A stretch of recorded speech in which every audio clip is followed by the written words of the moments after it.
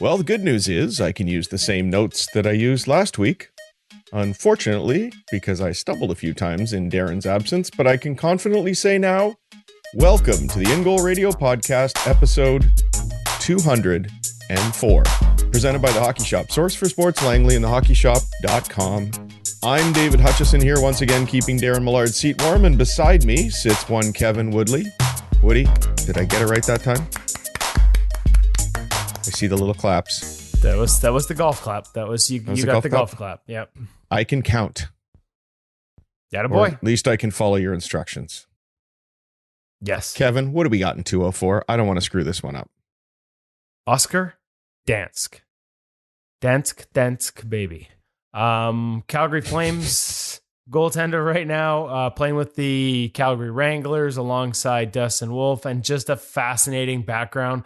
Guy that I hadn't really met up until about a month ago when the Wranglers were through town, and talked to him as well as the goalie coach there, the new goalie coach with their American League team, Mackenzie Skapsky, who I know really well, and Dustin Wolf, and the three of us sat around and talked, and quickly discovered that Dansk really does have a fascinating, like, he's a Swedish goaltender, but he spent time on Vancouver Island, just down the road from you, going to a goalie school that I remember you taking young Maddie to way back when, Gold in the Net.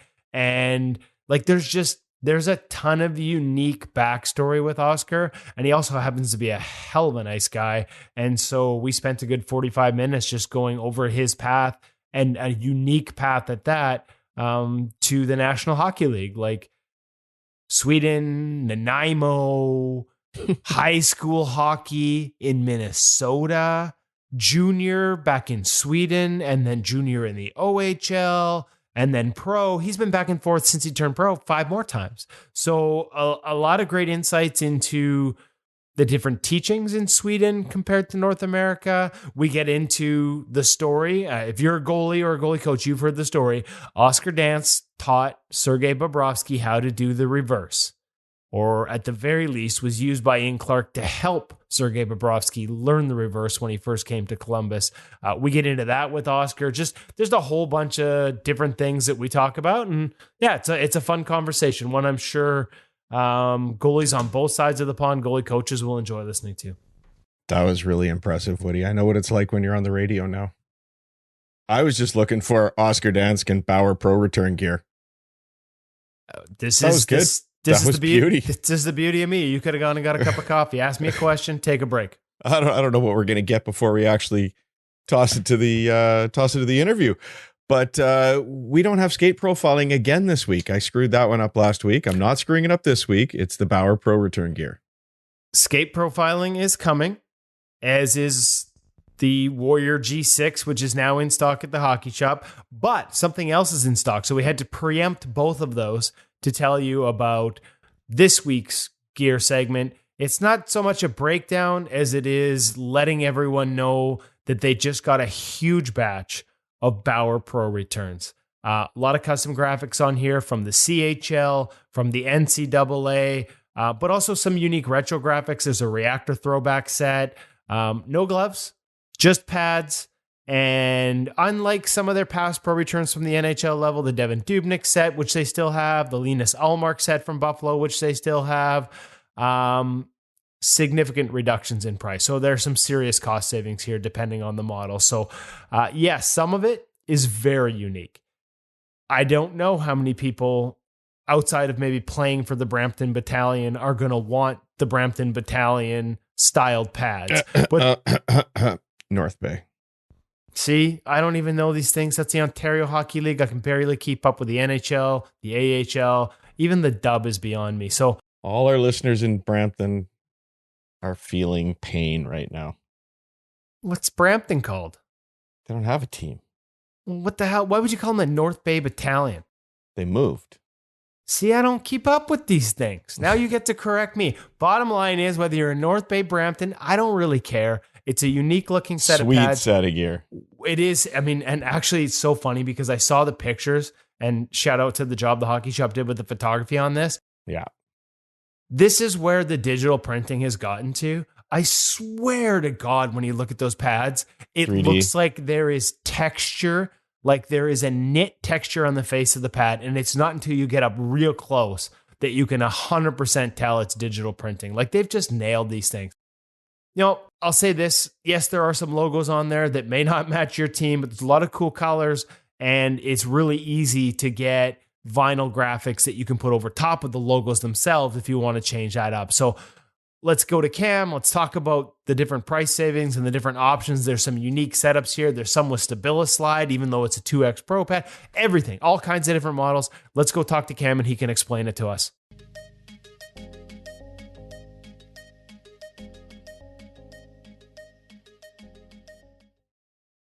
Welcome back to the Hockey Shop, source for sports out here in Langley. Now we're not, as you noticed, in Goalie Corner. We're back in the photo room where the social media crew makes all the fantastic images that you see across their social media platforms happen. And if you've been paying attention, and you should be following them at THS Goal on Instagram and Twitter and wherever the hell else social media exists these days, you would have already seen these and beautiful images of these Bauer Custom, what do we call them? Cam, Bauer Custom Pro, their college returns, their CHL returns. What are we calling it? Well, we can umbrella and just call it Pro Return. There we go. Wow, it's easy. College isn't pro. I'm going to get into semantics here. This is pro level gear that has been returned and is on sale as low as $1,200 for Bauer Pro Return pro level gear. We've got 2X Pro. We've got some ultrasonic. We've got some with Stabilislide. We've got some with Stabiliflex. We got some with the old school knee stack. We got a whole lot of different and unique features. I saw some leather straps on this, correct, as well as some crazy graphics. I don't know that you're ordering the Brampton Battalion logo pads unless you're playing somewhere around there. But, dude, like, seriously, the graphics here, I thought those were knit. So lots of crazy looks, all on sale. Cam, tell me how you came about this and tell me about some of the deals that can be had. I mean, how I came about it, just, I mean, us being eagle-eyed in terms of our buying. But that said, in terms of for, some of the specs and stuff like that, you and Kevin touched on it. Like, there's a wide array of options. Amazingly, a lot of the pads you're finding are on the stiffer side of things, so definitely pay attention to some of our spec callouts on each part description. Custom graphics, yes, as we've seen, some really fantastic looks. Kevin's wanted over, he's got one there. These guys, especially 2X Pro build, but still a ultrasonic construction. You're going to see a lot of these custom like specs, a lot of these custom feels. Definitely reach out if you do have any questions on them. Even for example, the one behind you, as you alluded to leather straps as well. Leather knee strap included with these guys. That's everyone has its own Boston College special. Yes, everyone has its own little bit of a nuance to it as well. So there's some with leather straps down the legs. Yes. Something we've seen, I think Linus Ullmark have. Correct. This one's got this, like, there's just all, like, honestly, folks, as you can see from the selection here, and they've got more different options, all on sale. You basically have the option to get custom level pads. Check with Cam to see if they suit your style, suit your game, with custom graphics. Some of them quite specific, the Brampton Battalion ones. Some of them a little more generic, could go with anything. Others, they do have unique logos on them, but you could cover that up. Have your own logo design with a company called something like Padskins does logos. There's lots of different ways to basically get pro level Bauer gear at a significant discount. Like we said, prices on these start at around $1,200. Make sure you check them out at thehockeyshop.com. If you have any questions, Cam, where do they get you to get in some of those specifics and see what you have in stock? 604-589-8299 or 1-800-567-7790. Any of the guys in the goalie department, including myself, be able to take a look and hopefully match some specs up with your specific preferences. Quick question. Quick answer. Do you have gloves and blockers? Is just pads? Just pads. However, say you found a set and you wanted to match it up, we could always look into custom ordering your own set in a current mock and or hyperlight style.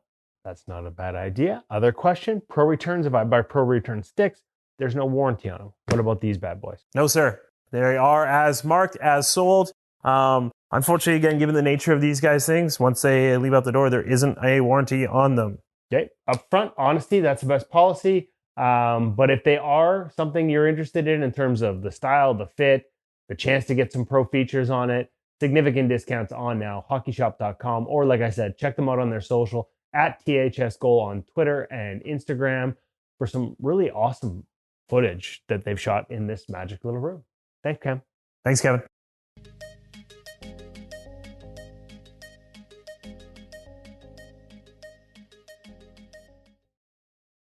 Okay, thanks, Woody and Cam over at the Hockey Shop. Just a reminder to everybody that especially this week, I know we say that almost every week, but you really need to head over to YouTube, check out the gear segment on YouTube so you can see all those incredible designs.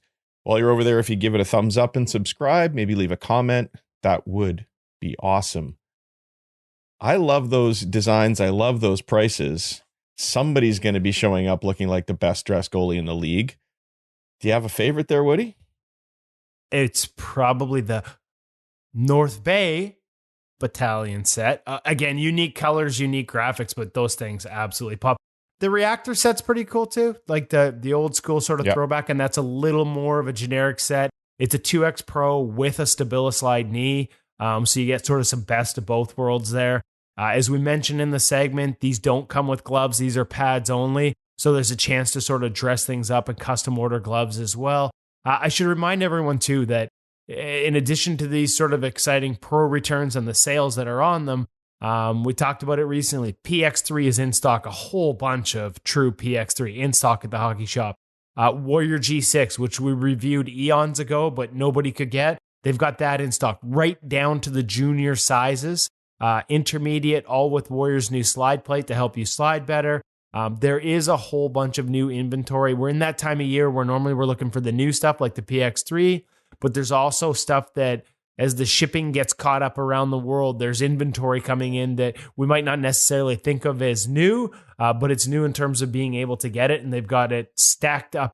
As we saw, if you've seen the video, boxes on boxes on boxes of goalie gear at thehockeyshop.com. A lot of it new, a lot of it looking for a new home. If you've got any questions, make sure you give them a shout or check them out at thehockeyshop.com. And another one of those nice sets was an Erie Otter set. And just a reminder, we've got former Erie Otter Oscar Dansk coming up in the feature interview from Sense Arena. There were also a lot of split logo designs, you know, the ones where you got half the logo on one pad, half the other, Yale, Erie, Army, Boston College. How do you feel about those? They're sort of polarizing in the goalie world.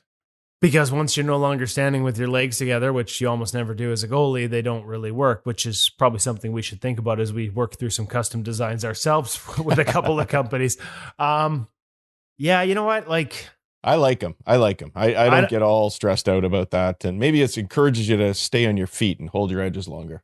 There we go. I'm looking for the positives here. I honestly, I don't mind it either. Like, I don't think a ton about graphics. Like, I love great looking setups, and there's a ton of them in this sale. But once you're on the ice, like, the fact it doesn't stay that way to me is a bit of a non-factor. I guess in a perfect world, we could come up with something that looks cool with the pads together and then almost transforms as you drop to the ice. But I don't live in a perfect world. I don't play perfect goal. So the fact that my logo comes apart as I drop to the ice is not something that I'm going to lose sleep over. Me neither. Hey, I saw a couple times this week goaltenders on breakaways dropping to their knees. They had so much backward momentum. It was freak out time for me, wondering whether these guys were going to slide with the puck right into the net. And it made me think of those slide plates on the Warrior G6. Fortunately, not legal in the NHL, so these guys aren't going to be doing that. But I don't know. While we talk about some of that stuff, it makes me think everybody gets so freaked out about how well things slide, but there can be some times it's not so good for you too. Well, I think that, you know, we said, like, even when Bauer came out with the new, you know, the Odin technology, which slides like a hot damn. I'm not sure there's another, like, it's so stiff, like that rock hard inside edge. I'm not sure there's anything that slides as well as that material. Like, to me, they sort of reset the bar. And a lot of goalies talked about having to adjust how much they push. And I think the same would be said with this. Like, and let's not forget, like, that Warrior G6 slide plate comes off. It's Velcroed on. You can take it off quite easily. The point would be, yes, you're probably going to overslide if you make your regular push. The point would be you don't have to push as hard to get as fast a slide, so you be in more control. You're going to have to adjust how just like the Bauer stuff. Totally. You would just have to adjust how you play. And if you're ending up in the back of the net on the breakaway, I would suggest maybe you started out too far and needed a little too much backwards flow and momentum.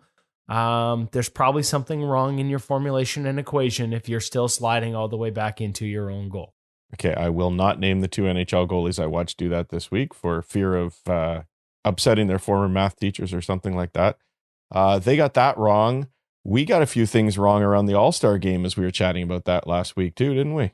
Did we get anything right? I don't think so. I don't think so. We wanted to see Shesterkin slinging the biscuit. We didn't get to see that. That was really sad. I love the backstory. Bunch of crap. Sorokin really wanted to shoot, so they played rock, paper, scissors for it. And Igor lost the rock, paper, scissors, so he didn't get to shoot. Sorokin shoots the giant 0 for 5. Like, I got guys in the NHL that thought Shesterkin is making at least 2 of those out of 5. He's definitely hitting the net more than 2 times. But they think he's good enough with the puck that he could have hit that little gap. And shout out to Stuart Skinner for hitting it. Shout out to UC Saros for hitting it. But there were guys that really wanted to see Shesterkin shoot because they would have put money on him hitting it not once, but more than once. And that's what we want. You know what that's like? It's like having Wayne Gretzky on your bench in the Olympics and leaving him there in the shootout. Just kidding, Mark Crawford. I love you.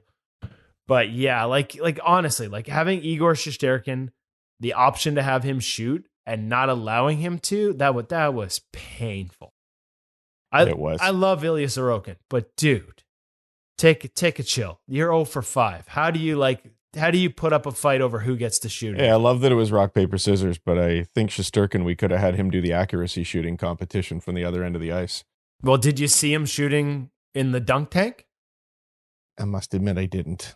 He shot in the dunk tank event, barefoot, with a goalie stick, turned his hand over like a regular player, which surprised me. I actually think he would have been better off if he'd put on a set of goalie gloves and turned the hand over like he normally would.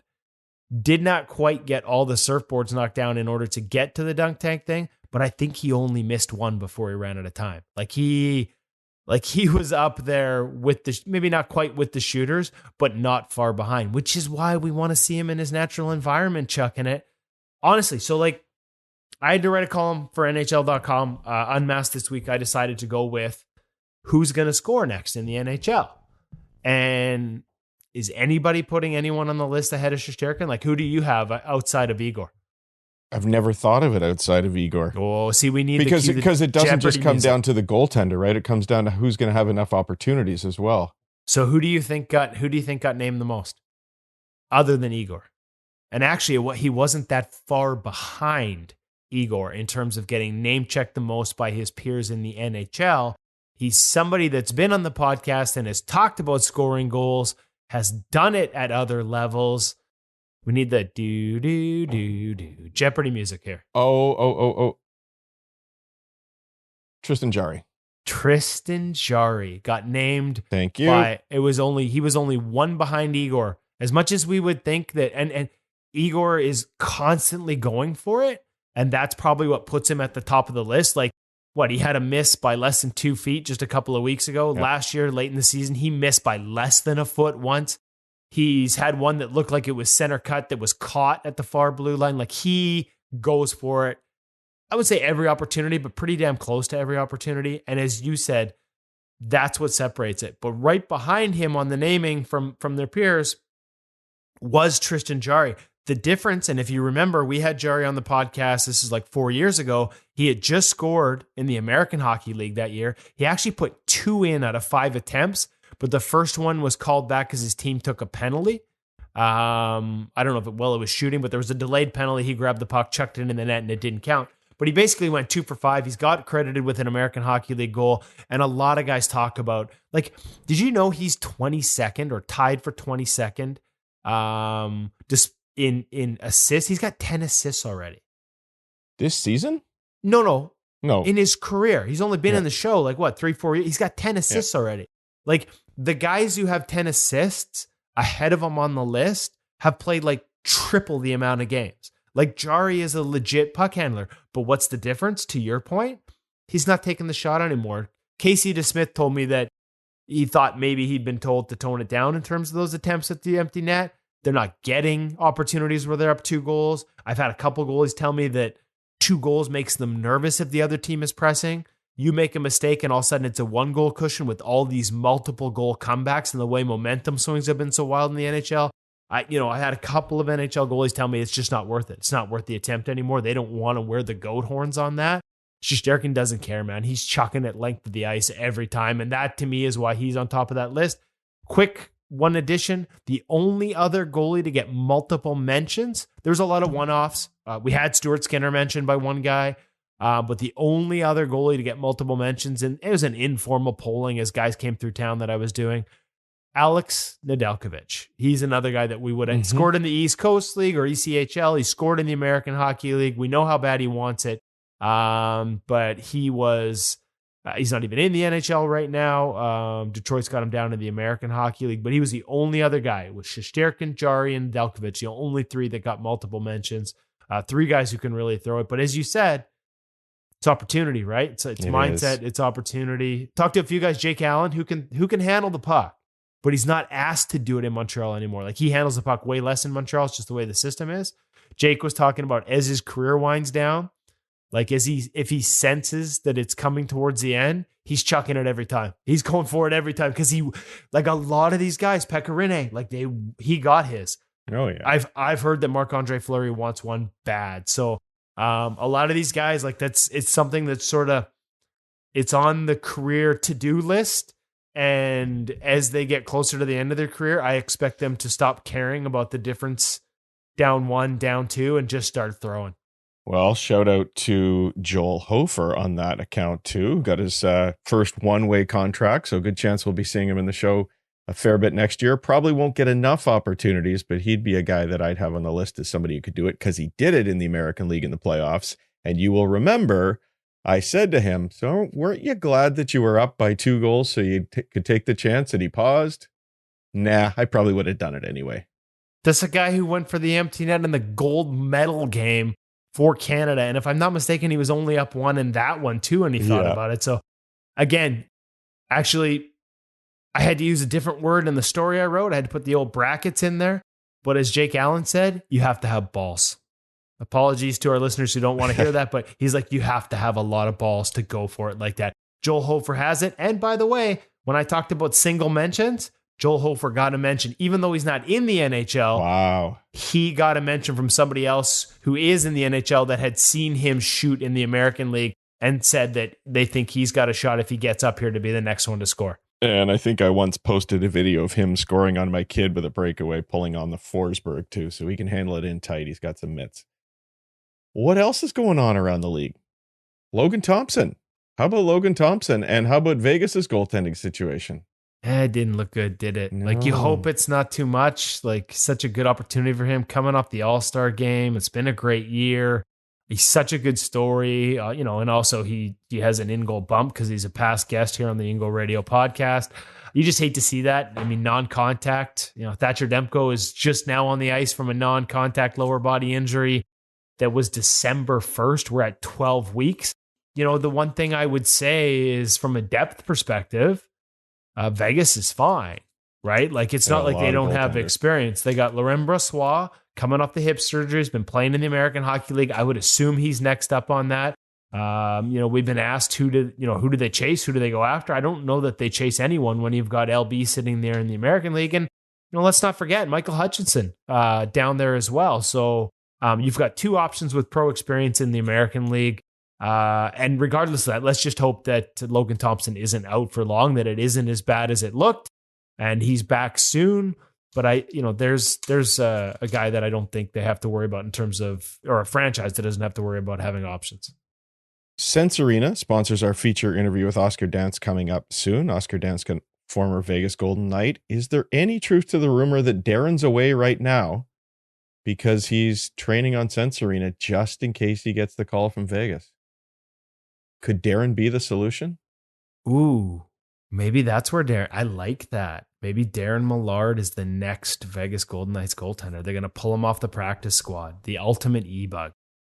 I'm in for that. I'm definitely in for that. I think with those NHL shooters now in Sense Arena, it's probably some great training that he's doing right now. And speaking of Vegas and Oscar Dansk, he sort of came up in some of our news stuff this week as well because he has a pretty sweet new mask out. Yeah, you know what? Two guys, Oscar Dansk and Spencer Knight. Yeah, I love Spencer's. Awesome tributes, clearly out in the community doing work at various hospitals. I believe Oscar's was actually Ronald McDonald House in Calgary where he was, and doing some drawings with the kids and decided to put it on their mask. So love it. I'm assuming Spencer Knight's is a Dave Art mask. I didn't see the details on that one. I just saw some images. I'm pretty sure Dave Art does his painting. For Oscar Dansk, it was our friend Dave Freed, who's just been killing it lately, by the way, with all of his masks. He's got another new one coming out for Freddie Anderson as well. So some great stuff there. Kind of a combination. You have to look like he's got cartoon characters like superhero Spider-Man, Iron Man, but as well interwoven are these drawings that the kids did. And I know he said that Oscar is taking the mask back to Ronald McDonald House to show them that, like, hey, look, like those drawings we did, they're on my mask now. They're going to be in the game when I'm playing on my mask. So cool. Shout out to both those guys for taking that step. Like, I think I'm with you. I think that's so cool that you're not just out there spending the time. Like, that's admirable for a starter, but it shows you how engaged they are with these kids that they're taking it that extra step. I love it. A lot of great stuff going on around the league, but we've teased Oscar Dansk and Sense Arena enough times. I think that it's time for us to hear directly from Oscar. But before we do that, let's just remind everybody about Sense Arena, an incredible virtual reality training tool for goaltenders, unlike any other. Darren might be wearing it as we record this right now. You can face NHL shooters. You can face power play situations, so you learn to recognize and read the game, a topic that came up in the interview with Oscar Dansk. You can do some of the neurocognitive drills that are so popular now and available on some other platforms as well, built into Sense Arena. And it's never been easier to get into Sense Arena, because now, if you're one of the many people who's into the virtual reality world and have your headset already, you can get on there for free, do a 7-day trial and see if it's for you. They've got a lower price tier now if you just want a subset of the drills. And then if you want the full meal deal, including the NHL shooters, the outdoor rink from Lake Tahoe, all the video drills, you can do the full version of Sense Arena. But it is one of the best training tools out there. It makes a difference in your game on the ice, lets you practice your goaltending, whether you've got ice today or not. And if you use the code IGM50, we're going to get you a little bit extra off as well. So do encourage everybody to check out Sense Arena. Woody, anything else we need to know about Oscar? Because you didn't tell us too much in the beginning. Yeah, I only went on for about 5 minutes. You just went for a little outline of the 5 interview. minutes. Yeah, pretty much like did the whole thing. So I got to leave something in the can. Make sure you don't miss this one, folks. There's lots of great stuff. Oscar Dansk, presented by Sense Arena.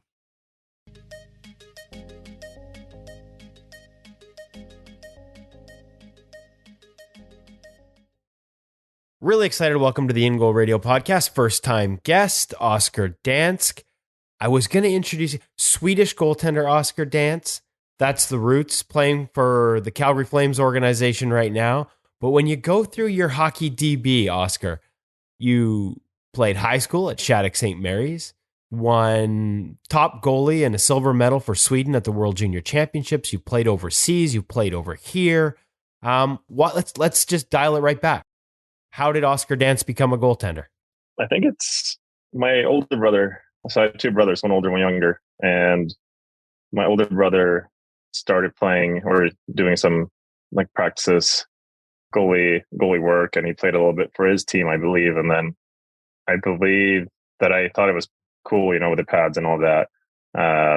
So I think we've all three of us have played goalie at some point, because my brother was a righty. So I remember him being that. But yeah, it's along those lines. But I did play player for a long time as well. I did enjoy that part. I thought it was always fun scoring goals and hitting and all that stuff, kind of getting in there. Okay, so you're originally from Stockholm. Walk me through what, we've heard a lot about the Swedish model of goaltenders. How long before you became a goaltender full time? Like, were you encouraged to or allowed to, like you said, play out, play forward, play defense, play other positions to a certain age, or how did that go? I think I played both until I was maybe 10. So I tried to go for some time. I still enjoyed both positions. But eventually, like in youth hockey, I kind of bounced between my older brother's team and my team, and played, I think, player for my brother. No, player for my team, my age group, and then I was a goalie for my brother's team when they needed me. So I did get to experience both positions quite for a good time, but eventually you kind of have to decide. Unfortunately, I thought it was really fun to play player as well, but yeah, around 10 there, I think it was, you had to kind of narrow it in, and I thought I had some good help along the way to decide that. Well, okay, so once you make that decision, what's your access to goalie coaching over there at that time? You're 28 now, so we're talking about 18 years ago. We've heard again a lot about sort of the Swedish model. I don't know if you would have sort of predated a lot of the emphasis on goalie coaching over there or not. What was your experience with it coming up at a young age? It started to really kind of change the goaltending game, in my opinion. During that time, this started to prioritize goalie camps in the summers and bringing in as many goalie coaches as you could at the time to, your youth team. Or my parents did a good job of exposing me to goalie camps of different varieties. And so over there, you have your usual suspects, Thomas Magnusson and Stefan Lade. And they, they're still working with the Hockey Federation there. So I think along those lines kind of started. It's called the Swedish Hockey Institute at the time. Yep. And they're still very, very much active, but I think it must have started somewhere around there. And Gold in the Net was a shout out I have to give out, because I did spend a lot of time, like you said earlier, in BC, and mostly on Vancouver Island with my family. But that originated from me going to a Golden Net camp in Stockholm. And then my mom and I went for a trip, and we went up to Campbell River and went to a Golden Net camp there, I think when I was 9. And thought it was fun. So we came back every summer for maybe 4 or 5 years now. It kind of became like a family vacation. And my brothers and I did different camps. And yeah, so that's kind of how it started, the whole goaltending role. But yeah, like I said, I had a lot of good coaches early, really. And at a time where it was just kind of starting, I felt like, at least. And a lot of diverse voices there as well. You talked about, multiple coaches on the ice back home in Sweden. And then coming over here, and by the way, I got to say, between Stockholm and then Vancouver Island, I'm not sure you could pick two more picturesque or beautiful places to spend your time, winters and summers. What was like? I mean, you're young at that point, but like just trying to soak it all in, because I think as you get older and you've experienced this, different teams, different voices, adjusting to new goalie coaches can be something you have to sort of learn to manage, I would imagine. But back then you're getting all these different voices. Like, how'd you embrace that? I thought it was very beneficial for me, because I think I was curious. And I think I was mostly just a sponge trying to soak it all in, really. And I guess one of the good things, I guess, that I learned is you can pick so many things from different goalie coaches and different goalies. And ultimately, a good quote from Ian Clark is, he said, you have to be, the best goalie coach has to be yourself. And I think I had to kind of learn that early, is that you can, but it was fun picking out different, techniques and styles from different people. I thought that was always a fun thing. And it's more so in later years, I think, where, you have all that experience built up, that you really have to be a good coach towards yourself, I think, because you have to really kind of know what works for you. And I think you do the more you play. But at the time back then, it was I think there was no negative sense in having, a lot of different schools and teaching. So I thought it was just great. Well, I was going to say it's probably a good lesson for later on, right? Like to sort of learn to try everything and understand. Like you said, I've heard that line from Ian Clark as well, who you would have had as a goalie coach while you were with the Blue Jackets. You do have to manage your own game and know what works for you. And learning that at a young age probably had its benefits. Were there any? I mean, I'm asking you to look back a little bit, and maybe it's not even look back because you've had experiences in both sides of the Atlantic from a goalie coaching perspective, even as you've moved on into pro. But do you see style differences? And they're probably different now from when they were then in terms of the types of things you were taught over here compared to over there. Yeah, definitely. I think more so back then versus now. I think now it's kind of with all the access to, video that we have nowadays. I mean, you can turn on your phone and go on Instagram or Twitter and look up your goalie coach anywhere. And so now I think it's all more so blending together. Then, yeah, I could probably tell that there was a different school as to North American and Swedish, but I wouldn't say like one is better than the other. Really, I think it's more so up to the goalie, because there's been a lot of things where I've done a lot of work with Swedish goalie coaches or European goalie coaches, and then I come over here and I'm like, well, at the time, there was a lot of blocking, I guess, in Sweden is what I'm trying to say. And then during, my teens, and then you come over here and, it's a lot more active, puck playing and active hands. So it's still, whatever works best for you. But I noticed that difference at the time. I think now it's kind of all come together in a pretty good way. I mean, there's so many good goalies that use all these techniques.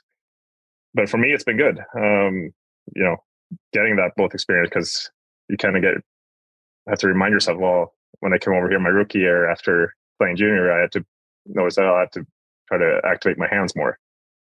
So it's a continuous learning process. And I wouldn't say I'm, it's a constant reminder of having, I don't think I figured out being my own goalie coach when I was that age. I think I'm still figuring it out every day. I think you're always learning in that sense.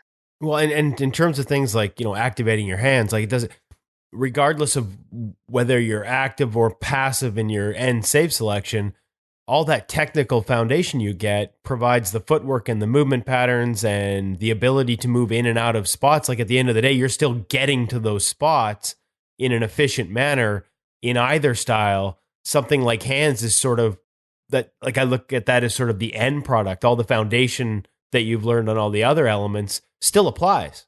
Yeah, 100%. And, it's also always fun to make a sweet glove save. So, if you have that ability, then absolutely.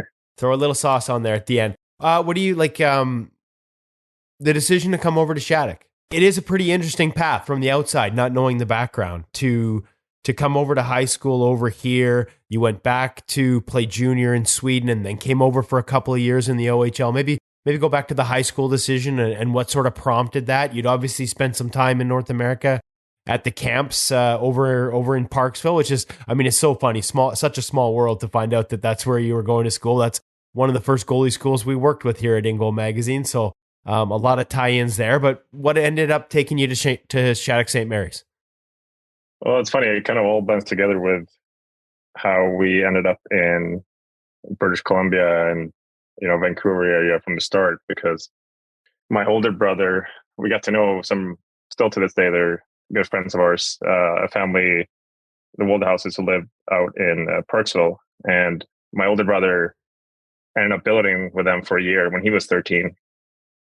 Our parents wanted us to, get some culture experience and learn the language, learn English kind of for real. And so he went over for a year to Parksville and went to school there, played hockey, and lived the life there. And then after that spring, I came over and lived with him at the family there and went to school that spring term. And then the year after that, I went home, played youth hockey in Stockholm, and then it was sort of, I guess, in my parents' perspective, kind of my turn to, try out and go live for myself or, with a family or something. And my older brother had kind of talked a little bit about looking into like Notre Dame out in Saskatchewan, is it right? Yep. But, that never really ended up working out. But then we had a youth hockey tournament in Stockholm hosted by my team. And there were some American select teams, one of which Peter Traber played on. Peter, who also went to Shattuck, and his mom started talking to my dad and my parents and my mom. And then they're like, okay, well, we'll check out that place. And we ended up having to send in some footage. And then I had to go and do some tests and stuff. And away it went, really. It just felt like an opportunity at the time that you couldn't say no to. And I'm glad I did it. It was a fun experience for me going there for sure. Where were you at as a goaltender at that point? Like, where was your game at? You obviously, like you said, at that point, are you thinking, hey, this is something I can do for a living yet? Or is this just a life experience and hockey's a part of it? And then once you get over to Shattuck, how does your game, again, you've been brought up in this system. You've got voices from all over the world already in your game. How does it change or evolve at Shattuck? I think there was more so me maturing as a person, more so than a goalie. Okay. It's it's an interesting time to go away. Like you're leaving at your like right in the middle of your adolescence, and I think there was a lot of maturing as a person, which then I think led to, that obviously leads into what you do out of school. And I think I got a taste of, seeing some of the older guys there work really hard in the gym and being around hockey all the time.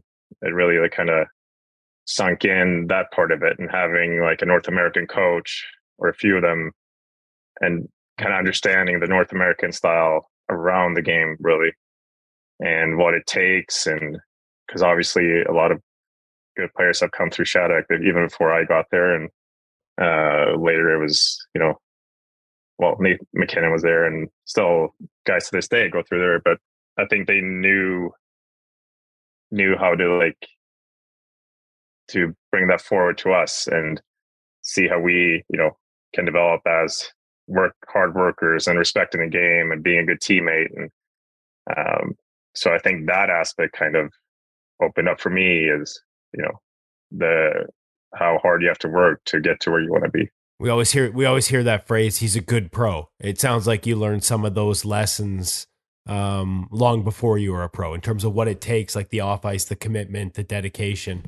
I think those are a lot of what people mean when they say be a good pro. It sounds like those were some of the lessons you were learning at Shattuck. Yeah, it was. And it was fun. I mean, we had access to a gym that basically whenever we had time, and we did the bus trips, we did the long bus trips and played really good players that I still ended, bumping into, playing against.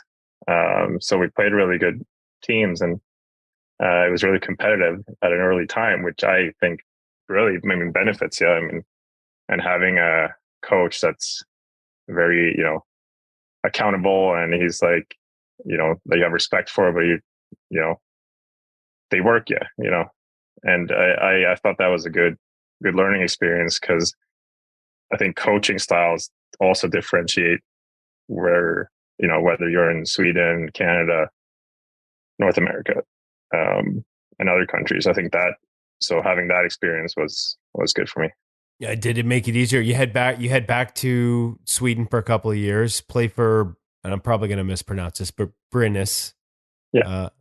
On their U20 team for a couple of years. Then you get drafted by Columbus.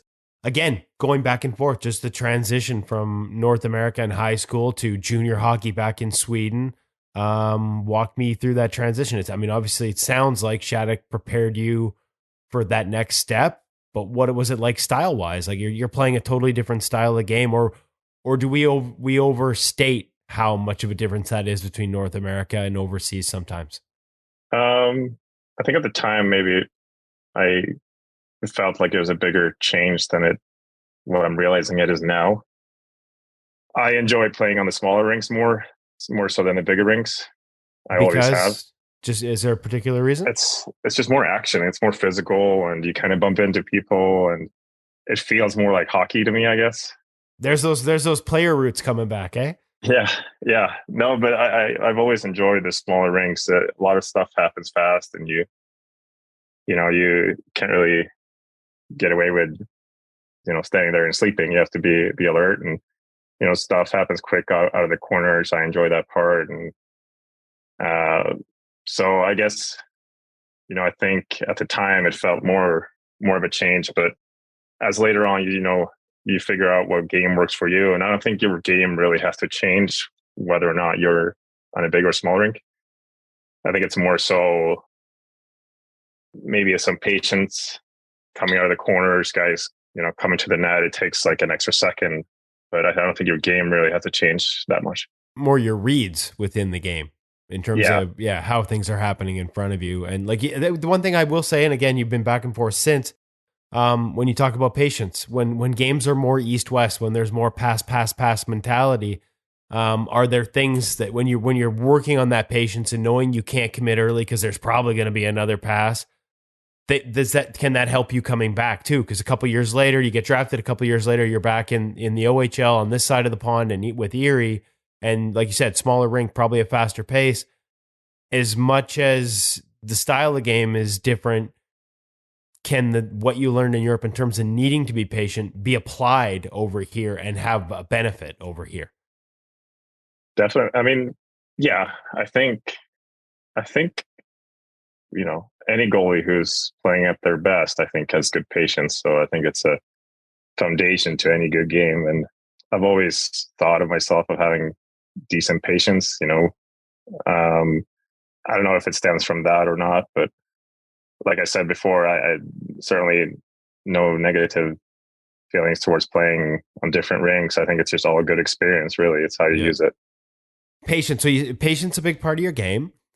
Could you teach somebody else how you stay patient, Oscar? Because it's a big question. We get it a lot, right? Like we hear it a lot from at a youth hockey level, even like, oh, like be patient, don't go so early, hold your edges longer.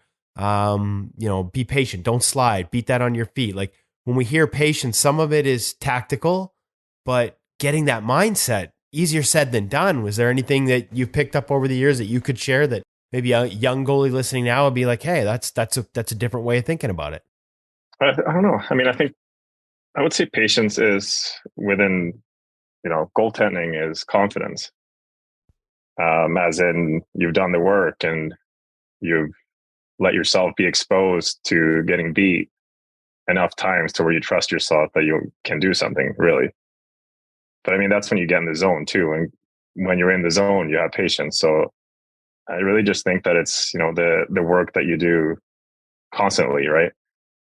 And, I'm trying to work on some things now that I would say are necessarily, I'll get frustrated in practice, but that's good in a way, because then I'm trying something that I know is going to work for me, but you're in the middle of a process. So you are, naturally going to get frustrated if you get beat, because that's your job.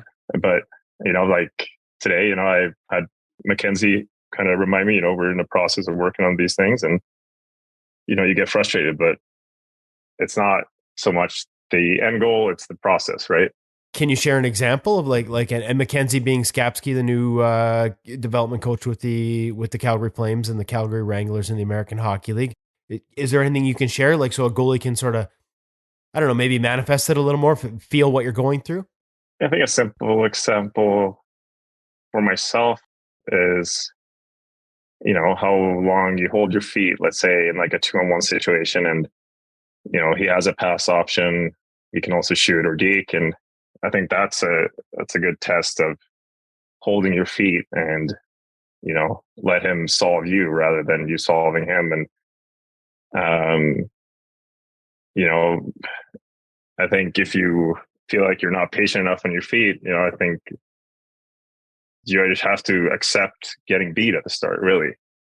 But if you trust in what you do and you believe it's going to be beneficial for you, then you just keep working on it, and you're going to get beat, but eventually you're going to get over there on that pass. You're going to read that pass, and you're going to get over there on your feet, or he's going to try to make a move, but you just kind of stand him up. And it's just one example. I don't know. I mean, there's a lot of it, right? Coming out of the corner nowadays. Now guys are so skilled too. So you really have to, be aware of guys are too. And I think having good awareness of where other players are on the ice, I think that helps your patience as well, because then you're not stressing, kind of guessing. I think when you have good awareness as well, you can be more confident in your stance and make the good reads. I was just going to say, it sounds like it all comes down to reads as well, right? Like knowing where everybody is, being able to sort of connect the patterns of the game and know where things are headed is a big part of sort of trusting where you are and where you have to get. Is there anything you've done over the years that helps you get better at reads? We've heard a lot of guys talk about it's just all about playing, and obviously experience matters. Have you found ways through video or other techniques to sort of, because it's hard in practice, right? Like in practice, we can set up as many goalie drills as we want, but it's not going to replicate 10 guys flying around and you have to keep track of all of them and the puck. Are there ways you have found to help sort of build better reads into your game over the years? I'd like to think that I got some of it for playing player for a bit when I was younger. And then, I've never been the goalie that necessarily makes like consistently like split saves. I would say I'm more of the non-flexible goalie nowadays. So I think I've had to rely more on my positioning and my reads, and then kind of seeing how plays develop and being in good spots. But that also puts extra emphasis on you having good skating ability and getting there in time. So it all, I think I've kind of had to force myself to have good awareness and have good reads, and I enjoy that part of it, though. I think it's fun to seeing a play develop kind of how you wanted it, and then you're making a save. I think that's fun. A fun part of the game. No, is there a better feeling than the cross ice pass that you know is coming and you beat it on your feet and you're set and square and the guy looks up and all he's got is you? Yeah, exactly. That's great. Is there? But I mean, some of that just comes with experience. But like, can you use video to get better at reads? Because a lot of kids, they don't get as many reps in games, right? Like you might practice 2-3 times a week and only get to play one game. Is there a way to sort of learn and get better at tracking those patterns short of getting to play a ton of games? Like, have you used video in that regard? Do you think that can help? For me, I think lately, I think something that I've started with the past 2-3 years is having good pre-scout kind of, and especially going into games. I think having a good pre-scout and paying attention to where, on zone entries, where do their guys go? Do they delay? Do they dump it back in, or do they have a fourth man active? Kind of putting that in your brain before a game, I think helps me, and really paying attention to those clips. But I mean, if you're younger and don't really have access to that, I think just watching hockey, I would say. I think if you watch a lot of hockey, you can see a lot of things happening in an NHL game that will also happen. It's the same sport. It's just different levels. But I think watching a lot of hockey will certainly like subconsciously put it in your brain. And then as you go along and do your work, I think all that information kind of just comes into play, I guess. Right. Like a guy pulling off the wall and cutting into the middle as a left shot is more likely to shoot against the grain. Like little things like that probably apply at every level. Like just pulled that example off the top of my head. I don't even know if that's true. I seem to remember a goalie coach telling me that one time.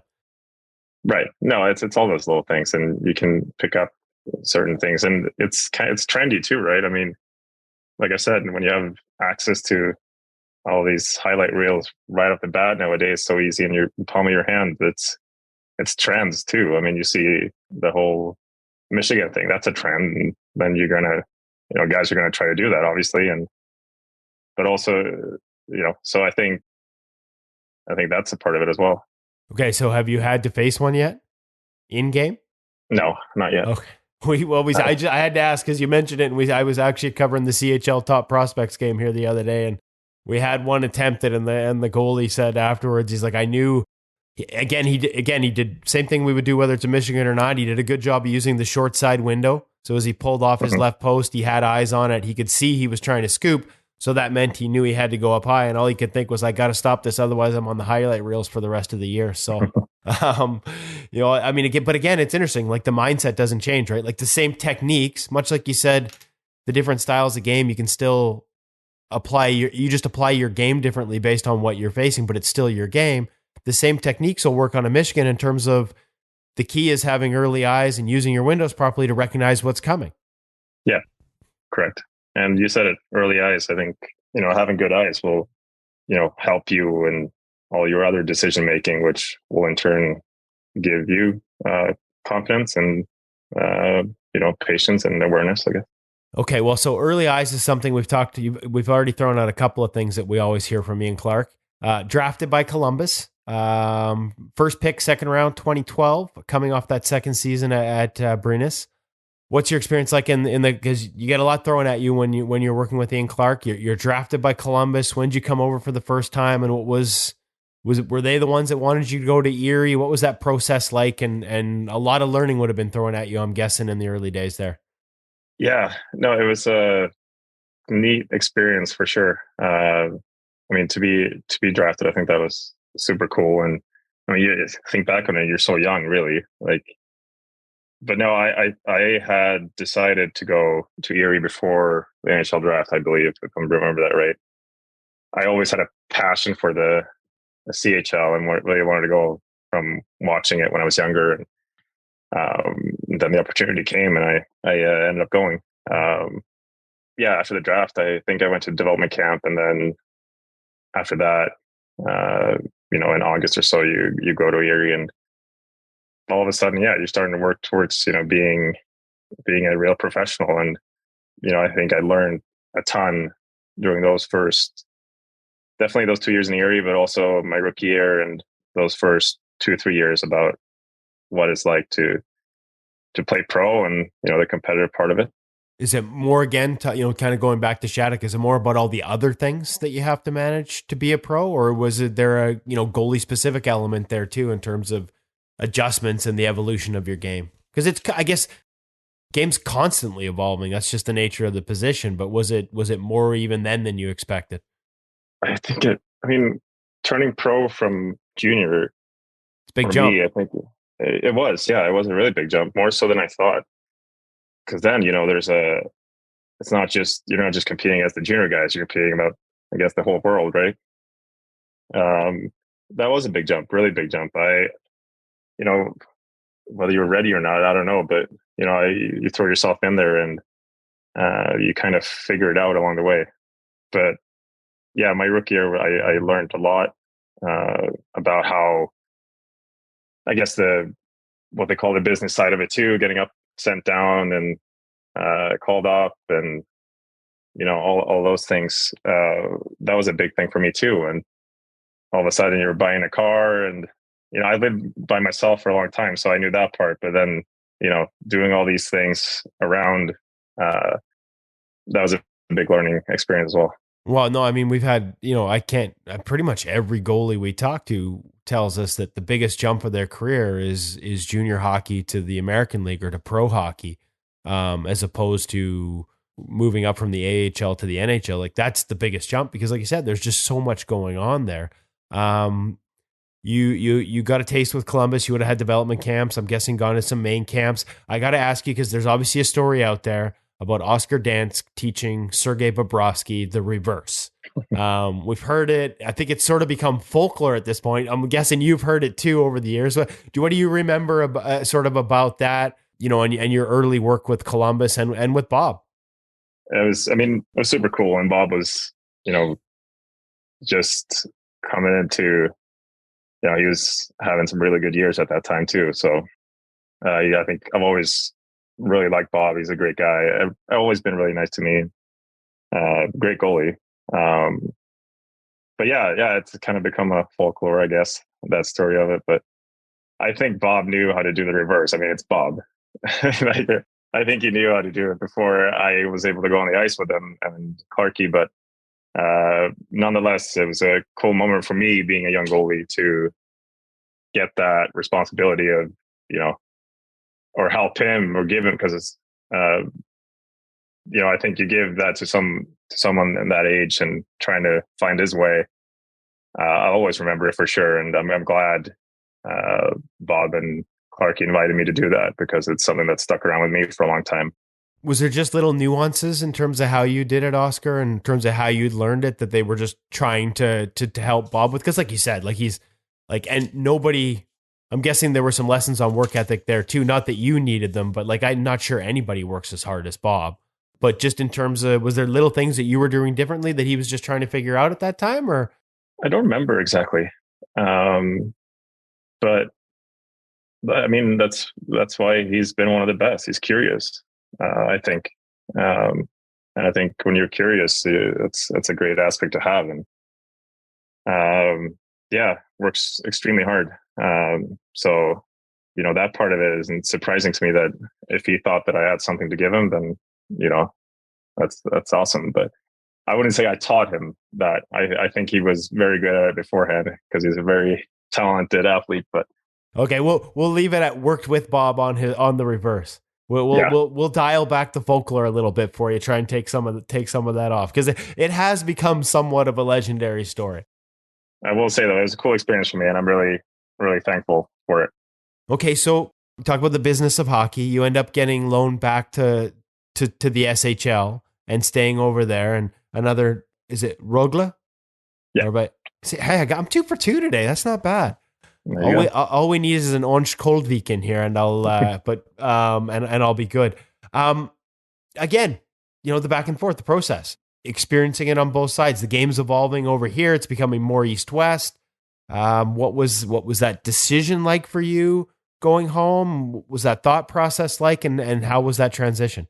Well, I mean, Columbus had so many good goalies at the time, and I felt like I was kind of the odd man out, and that opportunity opened up, and I thought it was great. I mean, I'd never played SHL before, so obviously a new challenge and something to sink my teeth into, but also it was good for my development in the sense that at the time there was less games on schedule.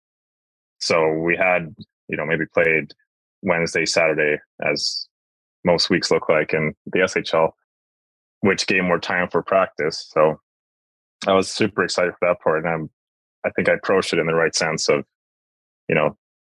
I was motivated from coming from Columbus, and I was called up for one day my rookie year with Columbus, and was able to back up against Montreal when Carey was playing. And that kind of pushed me into the next year of, that's where I want to get back to, because it was such a cool feeling of being called up that, I wanted it. It was addicting. I wanted to come back and do that again. Right. So for me to have those 2 years there in Sweden was really good, in order for me to get all the work in, and have less games, but still I got to play a lot, but also have that time and really nail down on some things. Well, I'm going to guess the year before, like especially when you were bouncing back between Springfield and Kalamazoo in 2014-15, probably tough to find time to work on your game, because the travel, there's a ton of games in both leagues, and I'm not even sure you'd have access to a full-time goalie coach down there. So in Sweden, you would have had more time to work on all those things. That sound like a fair assessment? Yeah, for sure. And it worked out really nice. I had a great time in Rögle. We were at, a bottom team, but that was also good in a way, because we got a lot of different situations thrown at us, and we had to work really hard to get our wins. So going through that also was good. Well, and in terms of voices there and focus there, in terms of what you were working on, you talked about having all this time to sort of work on your game. What were some of the focal points for you?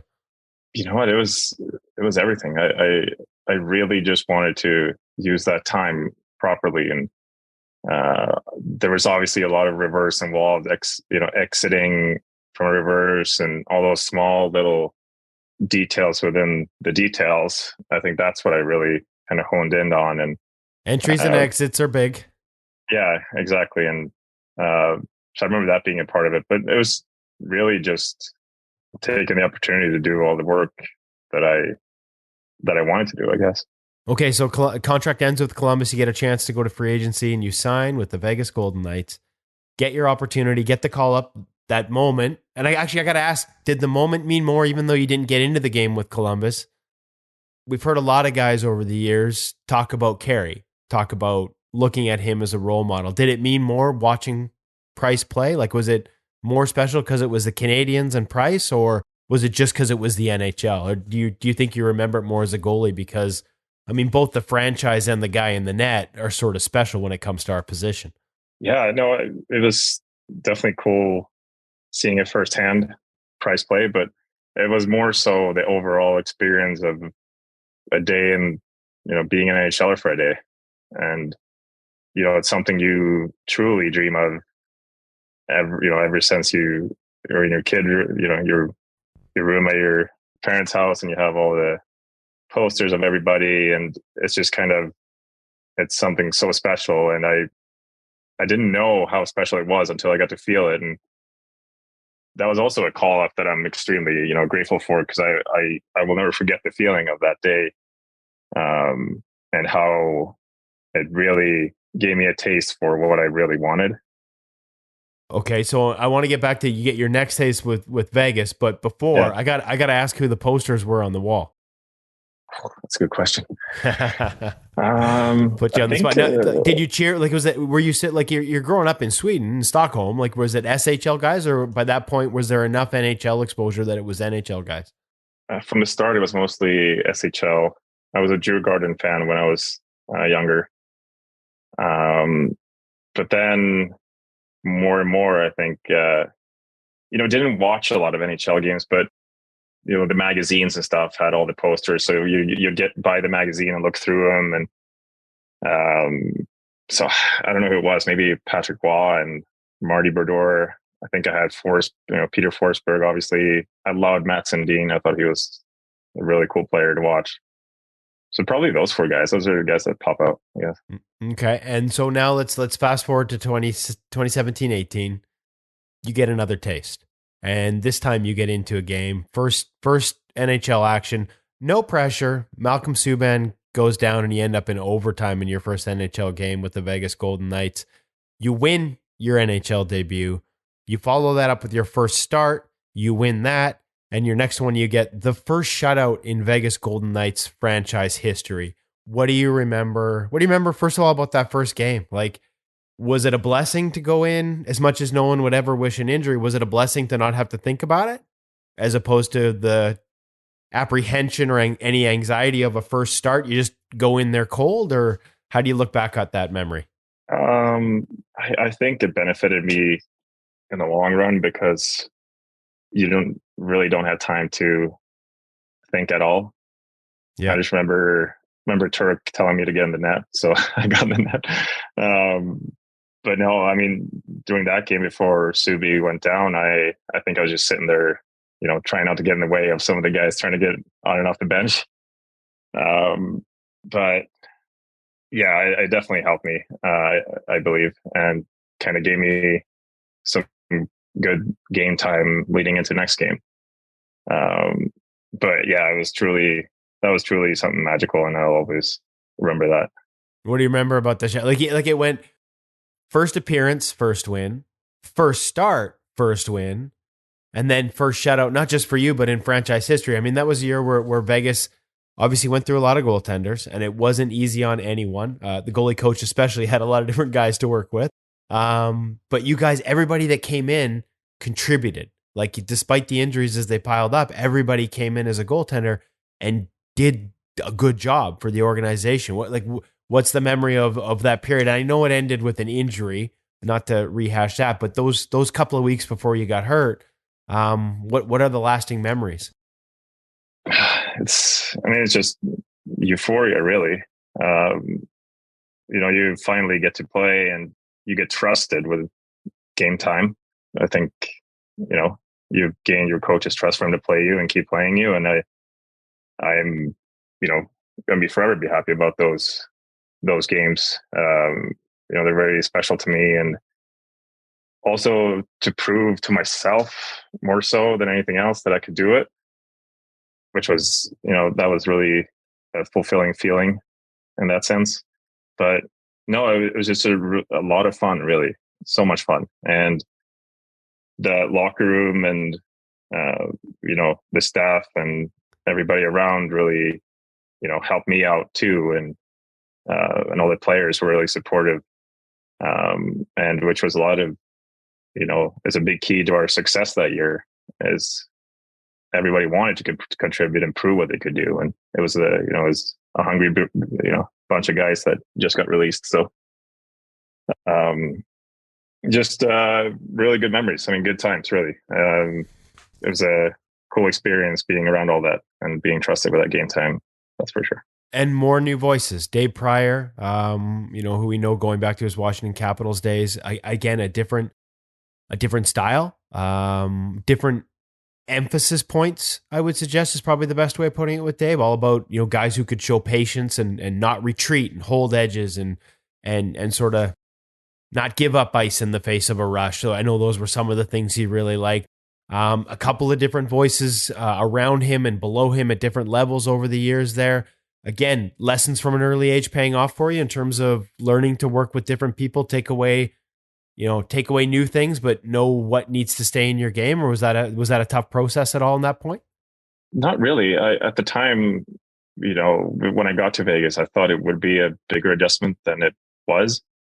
But because it was for me coming from Sweden, it was certainly I'm going to sound like I say two different schools, but two different perspectives on how to play. And because there's also a lot of similarities, but,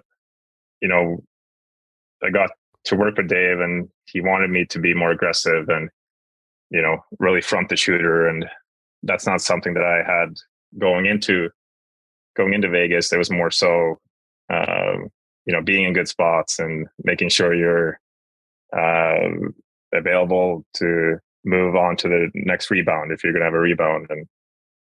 But I thought it was great for me, actually, because I really had to develop, some more skating and once again, reads and active hands. I had to be more, I like to call it like, I don't want to say, when I look at Flower, I see a goalie. That's a goalie. He makes goaltending saves, right? I think it's pure goaltending at its finest. And so that's kind of, I had to kind of put that into my game too. And I thought it was great for me to do that because, now I also have that with me and I can bring that forth sometimes if I feel like if I want to, because I know I've done it before. And it's fun too. I thought it was a fun learning experience.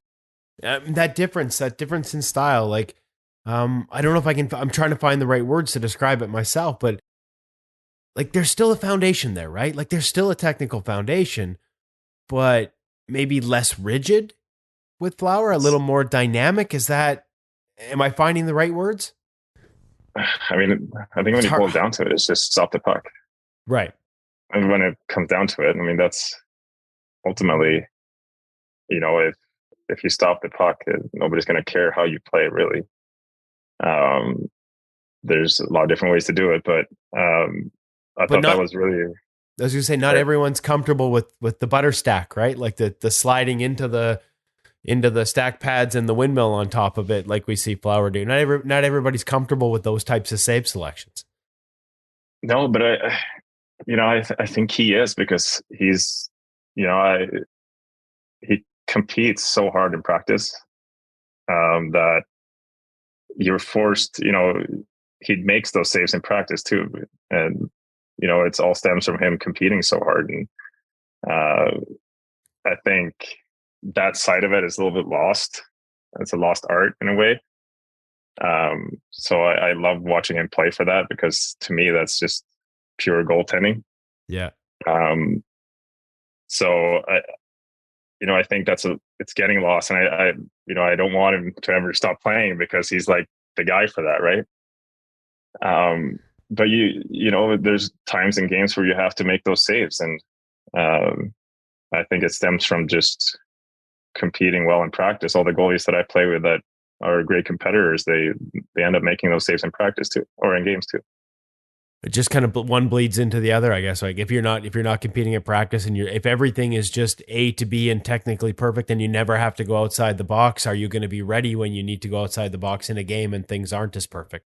Well, my dad always told me in practices to take some time to make those crazy saves too, and not just rule go by the book all the time, because there are times where you are going to have to use it, and it's fun too, right? So why not do it a little bit here and there in practices? Obviously, you have your focus of what you want to improve, but I think throwing some sweet saves in there, I think it's only going to benefit you, or at least try to. Are there times where, like, do you think in a time where you mentioned pre-scouts, like it's the same, you can flip the script and shooters are getting more pre-scout information than they've ever gotten before on goalies. And so as much as you're going to school on rush tendencies and entries and how guys come into the zone, they're looking at how goalies play certain situations. No, not every shooter's dialing in that deep, but some of them are.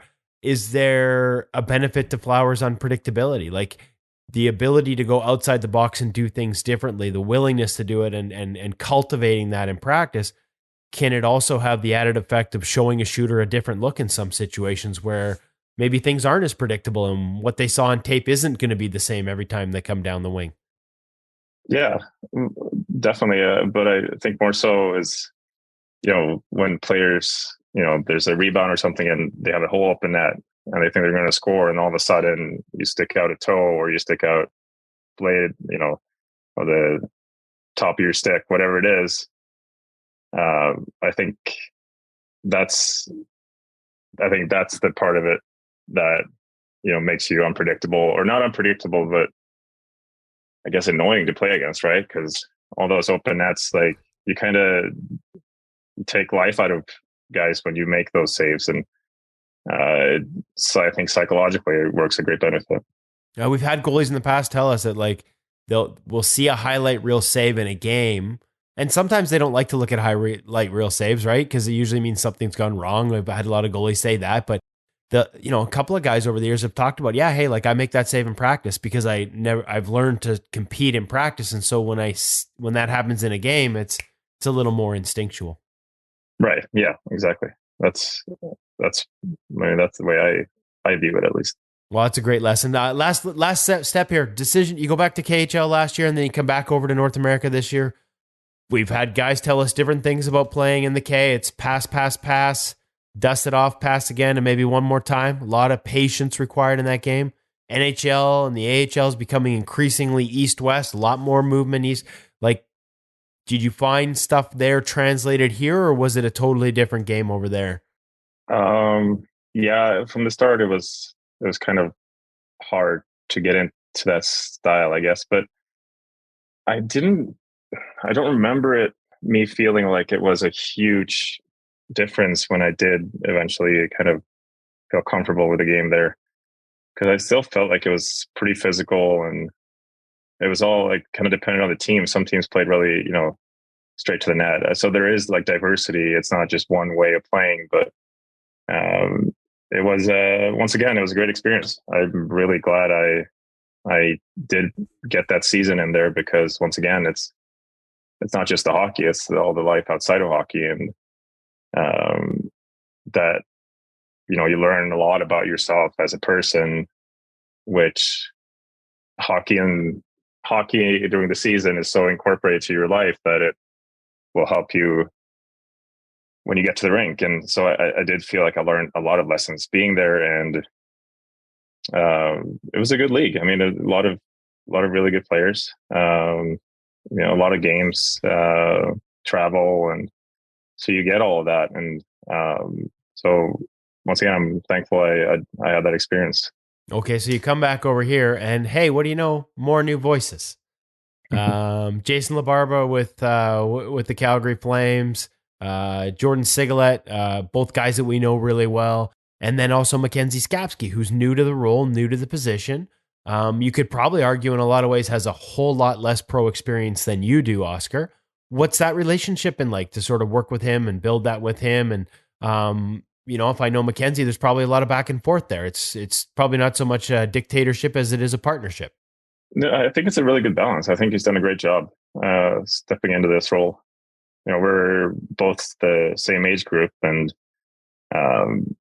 obviously I was very curious about it at the start, but he's done a fantastic job, and I'm really proud of what he's done and how he's gotten into being a professional coach. And I'm sure for him it was going to be interesting in coaching me, who we played against each other not too long ago, but I think he's handled it really, really well, and I think we have a good dialogue that we're constantly improving every day. But he's done a great job with me. I know Wolfie really appreciates him. So it's been cool to see him kind of growing to that too. And he's a very smart coach. But there is dialogue, so it's fun he's a fun coach to have for sure. Well, there's dialogue, and then there's goalie meals. I've heard about this. We won't get into the recipes chosen by each of you, but how's Wolfie on the cooking side of things? Like, because he's a young pro. Do you find yourself in a mentorship role there as much off the ice as on the ice? Because you've been through this, right? Like, he's a young guy and he's learning how to do all of this on his own. What's that relationship been like and what's it been like playing with him and watching him on the ice? Because he's a special talent. Yeah, no, for sure. It's been great. It's been so much fun getting to know him. He's a super mature guy for his age, really. And he is a really professional in what he does. Has his routine, sticks to him, works extremely hard in practice. Speaking of that, and competes, and it really shows in the way he is on and off the ice. I think it's been super fun, and I think he's a special talent. He always does something that will surprise me, and probably everybody that watches the games that he plays, because I just think the way he moves and the way he sees the ice and his athleticism and speed and strength, he's a guy in great shape too. So, he takes pride in that, and he's a confident guy, for that age, which, I see some things that he has in his age that I'm like, damn, that's so cool, because I felt like at the time maybe I could have used some of that. But yeah, it's been super cool. I think he's a great goalie, great guy, and it's been really fun getting to know him. And I mean, whatever I can offer him, I hope he takes something out of it. But I'm just trying to be a good support system for him. Well, maybe just a little more diversity on the menu for goalie meal night. Yeah. I put up a good spread. All right, Oscar. Hey, I've taken way more time than I promised I would, which is a bad habit of mine. But I can't thank you enough. I just there were so many different things I wanted to touch base on. Such a fascinating and diverse background in terms of your trips back and forth across and all the different places you've learned them. And I think there's some lessons there that a lot of goalies will take away and enjoy, and probably be better goalies for having heard you share those stories. So thank you so much for taking the time with our audience today. I can't thank you enough. No problem. Thanks for having me.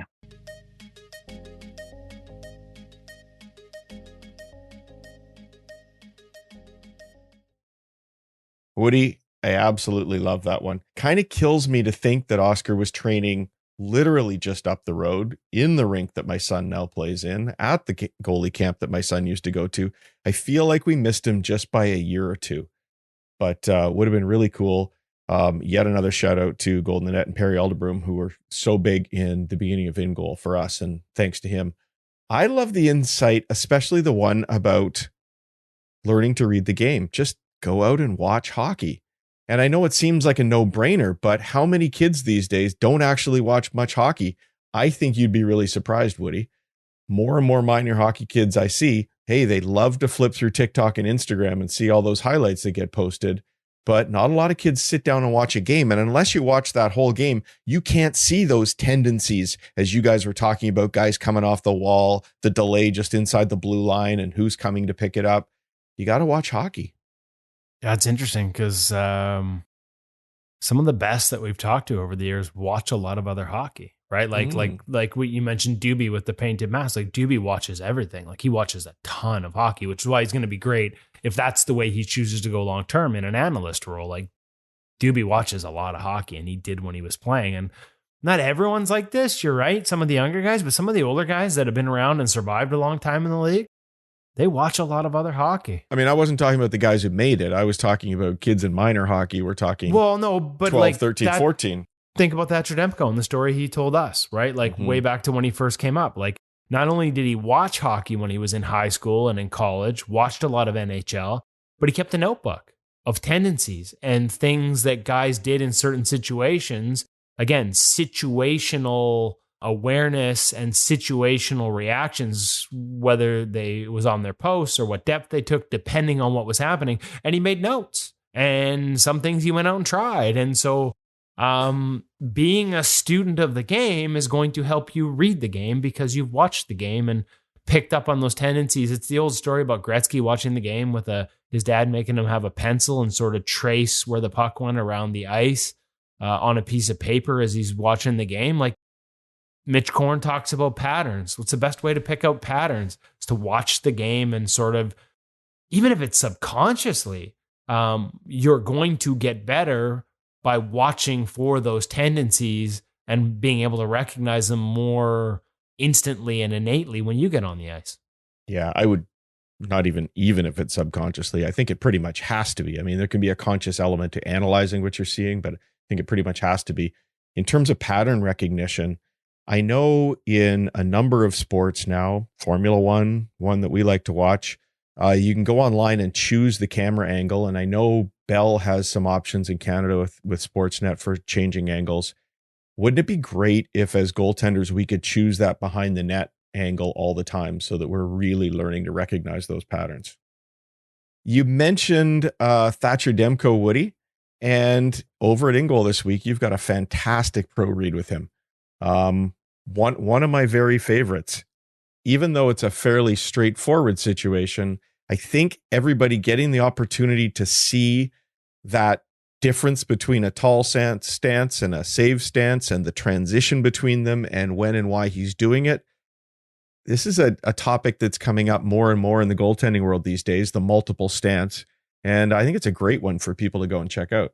Yeah, and we're not saying that how he does is the way everyone should do it. I think there are some people, there's been times in Thatcher's career where I've seen him get caught in a tall stance with a quick release off the rush as a guy comes over the blue line. He talked about snapping into that save stance. I think there are times where some goalies can be so deliberate in that last sort of lowering into a save stance that they almost tense up, and shooters are actually looking for it. They're watching for that. Okay, as soon as he widens out, now I'm going to move the puck because he's immobilized himself. So there's so much that goes into it, but just having the chance to, and that's what Pro Reads is all about, to sort of have an NHL goaltender of that caliber break down video and explain, a save that becomes somewhat routine for him, but a save situation that I don't think, and that's why I kept it in the breakdown, like, a one-on-one chance where a guy gets sort of your defenseman moving one way and he cuts back the other, and he's got time and space and the puck on his forehand and he's looking. And how do you handle that? How do you manage your stance? How do you, get into save execution without committing yourself completely? It's it was a fun one, and everybody can check it out at ingoalmag.com. I think that situation is a lot tougher than people think, Woody. And not just that particular one, but just that slow movement, not slow, but that gradual movement across the zone and changing the angle on a goaltender. Saw somebody get caught on that again last night at the National Hockey League level. And it's something that you see a lot of kids, working a flow drill, coming in on the rush across the blue line, and that angle is changing constantly because the players just drive straight down the zone. And you see a lot of young goaltenders get into their stance and then get locked there and not be able to adjust to it. Well, and that's what makes it a good one for Thatcher, because he is a guy, and under Ian Clark, we've talked a lot about the 3-stance system that they use here, and multiple stance system. It's actually probably more dynamic when you bring in post play than just 3. But again, hearing him talk about tall or narrow, however you want to describe it, and watching him adjust into sort of a middle stance and then into save execution, if that puck comes over the blue line, and it's Jared McCann who can rip it, on his forehand, cutting across. Yeah, and we think top of the circles, is that a dangerous shot? I'm telling you, when it's Jared McCann on its forehand, it sure as hell can be. But it's probably more dangerous if you lock in low and wide prematurely, and now you can't move with him. And so, again, just cool to hear Demko walk through it. We put a link in there to an old Joey Decord breakdown because Joey talked about letting in that situation. And Joey's situation was more of a push shot, sort of the hands push out before the release, whereas McCann sort of keeps it in a shooting position the whole time. But again, not everybody's the same. Joey likes to let the guy get ahead of him a little bit, knowing that that's where his momentum takes. So if he's going to shift into a shot, he's going to shift in that direction. So he doesn't mind getting ahead because he expects that shot to come against the grain. Thatcher wants to play it more straight up, right? So again, this is why we do pro reads.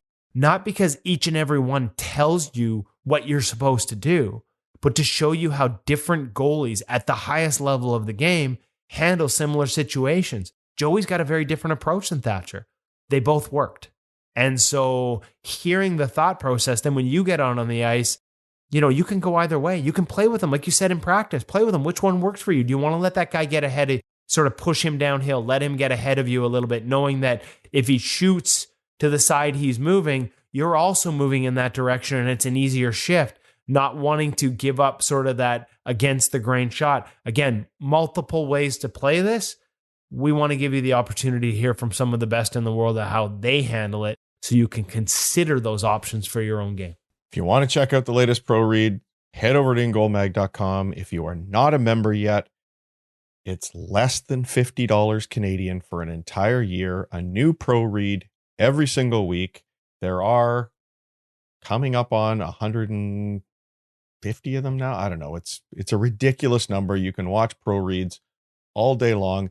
And parents, if you think your kids wouldn't love to sit down and read InGoal magazine online, just get them to watch the video. Click on the button, go straight to the video, get them to watch it. I guarantee this one from Thatcher Demko will give them something to think about in practice this week.